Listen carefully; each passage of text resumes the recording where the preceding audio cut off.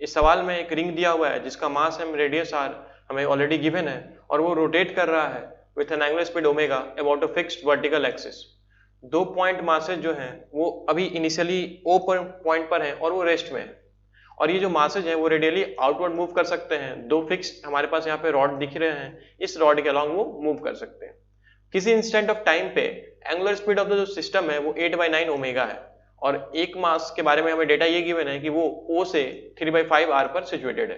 तो उस इंस्टेंट पे distance of other mass from O हमें कैलकुलेट करना है।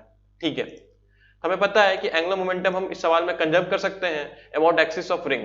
तो ठीक है, तो अगर एंगुलर मोमेंटम हम इस सवाल में कंजर्व कर सकते हैं तो मैं लिखूंगा L initial equal to L final.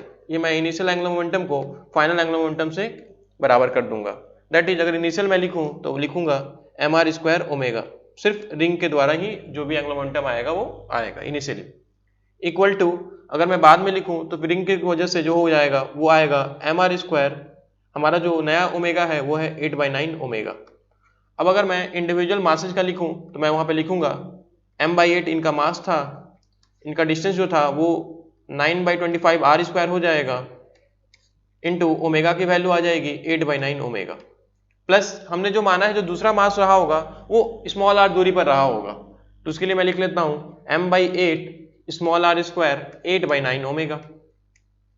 अब मैं इसको सॉल्व कर लेता हूं। अगर मैं सॉल्व कर लूं तो m के टर्म्स सभी साइड से कैंसिल हो जाएंगे, तो मैं लिख सकता हूं r स्क्वायर इक्वल टू, अगर मैं एलसीएम ले लूं तो लिखूंगा 200 r square plus 9r square plus 25 r square, हमारा जो एलसीएम आएगा वो आएगा 8 इंटू 25 और यहाँ पे हमारा है 8/9 ओमेगा जो कि हमारा कॉमन था। ठीक है, ओमेगा ओमेगा भी दोनों साइड से कैंसिल हो चुके हैं।